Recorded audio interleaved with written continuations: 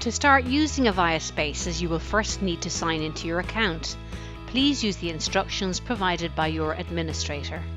The dashboard is the place you land whenever you launch Avaya Spaces. This region is devoted to displays showing all of your spaces and those that you've been invited into. Clicking on the item title will take you to that tab in the proper space. The Files tab shows all of the files that have been uploaded across all spaces that you have access to. Use this list to easily find and download any files that you want to review. View all of the tasks assigned to you that are unfinished on this one My Tasks list. Click on an item to open the task for commenting or editing. All the tasks assigned to you that have been marked as completed are shown in the Completed Tasks tab. My Posts shows all of the posts that you have made across all spaces. Click a post to open. The My Meeting Room button opens a personal space where you can invite people to join you. This room functions like any other space, but everyone that you invite can have guest privileges.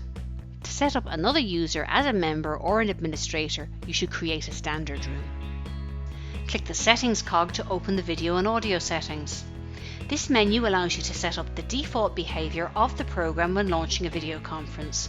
Choose the camera, microphone and speakers to use during conference calls. Ideally, the speaker and microphone should be the same device. Click Close when finished. Whenever you are already in a space, you can return to the dashboard by clicking the Dashboard button.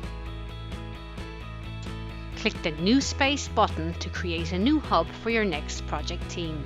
Give your new space a name. Enter the name or email addresses for all of the people you want to add. Assign each to the admin, member or guest category. Guests only have access to the Messages tab. Tasks and posts are not visible. Members can view all tabs. This is the default. Admins are members who can also add and remove people from the space. Click Save when your space is complete. Whenever you are already in a space, you can return to the dashboard by clicking the Dashboard button.